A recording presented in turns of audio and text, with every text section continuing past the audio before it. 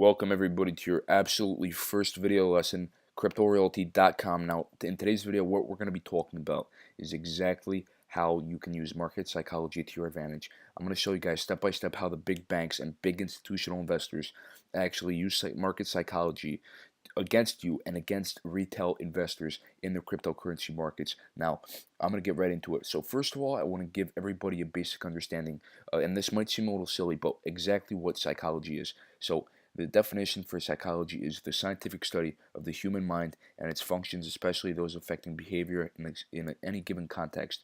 And also, what it might be referred to it as is psychology is science of behavior and mind, including consciousness and unconscious phomias. And also, the subconscious brain has, and I'm going off the top of my head here, the subconscious brain also has a very big impact on your psychology and how you make decisions.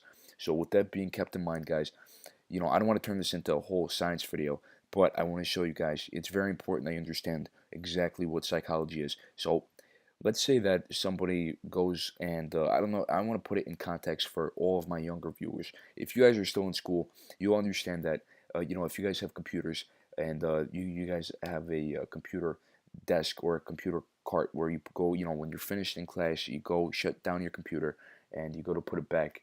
And usually, when there is, let's say 20 or 30 kids in class, and this is a hypothetical example. So let's say there's 20 or 30 kids in class.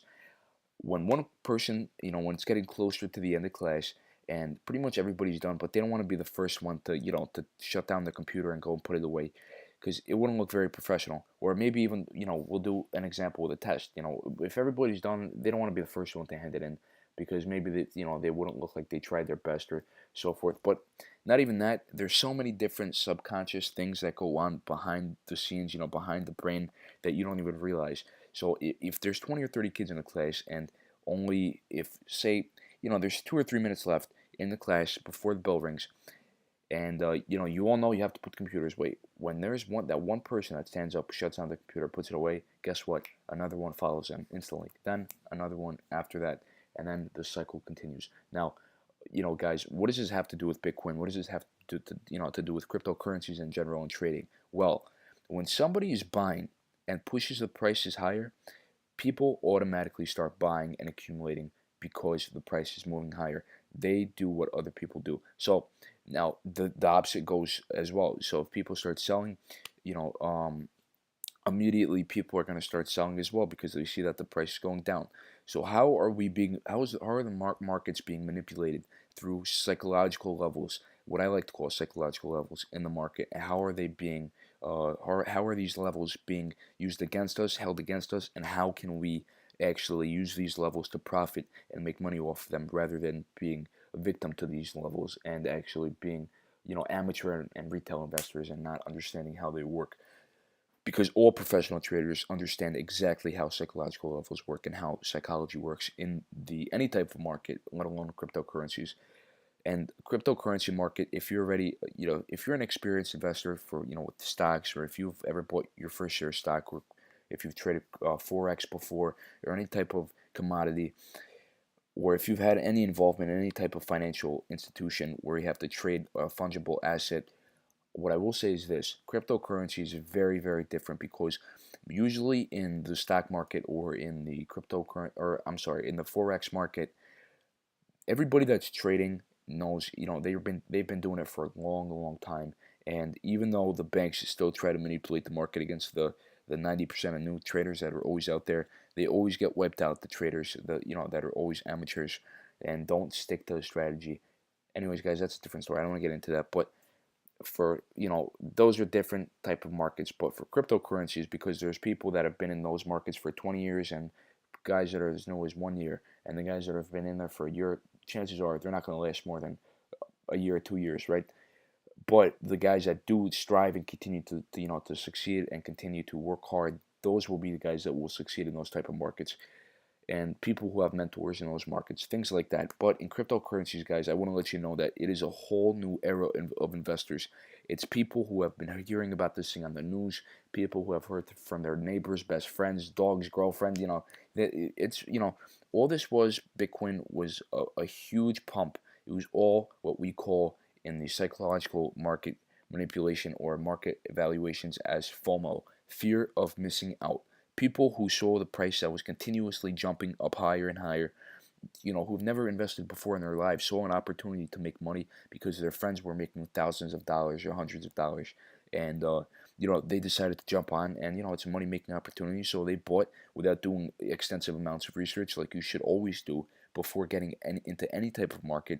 And what happened was some people bought at the wrong times, and some people didn't. Some people bought down here. They made a lot of money, and these people who made money, who had bought down here, were really the people that actually pumped the price even higher, because these guys were telling everybody about how successful they've been in the cryptocurrency market, and everybody actually wanted a piece of the pie, so to say. So people, unfortunately, who bought up here were the ones who were completely obliterated, meaning when the price went down, these guys were new investors. They don't know about market cycles. They don't know about market manipulation and these psychological levels, because they haven't been taught by somebody who's already successful in these type of markets like you guys are being taught. So people even bought at 20,000. They thought it was going to continue going up to 100, even a million, $100,000 a coin, $1 million a coin. But that's not the case, because if that was the case, everybody would be a millionaire by now, and there would, it would really would not be legal.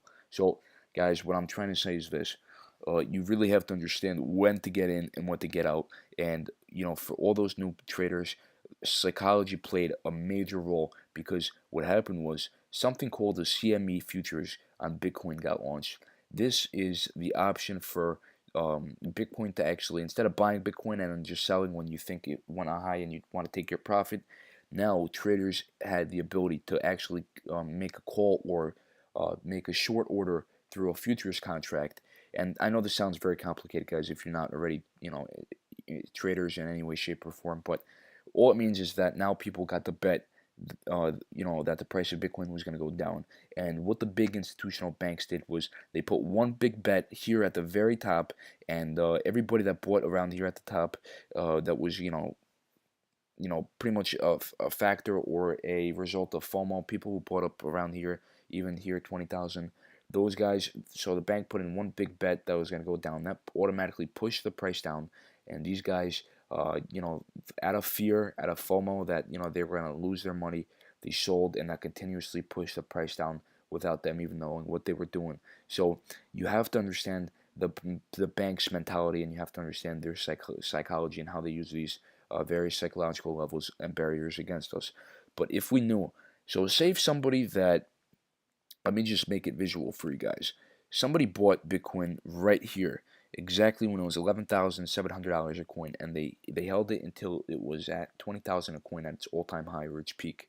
They would have been in a profit of around 68% in 10 days, right? So now, if somebody who had it there and they saw the price jump down here, that's they're down more than half in their gain. They're back down to where they initially were at around $11,000 a coin.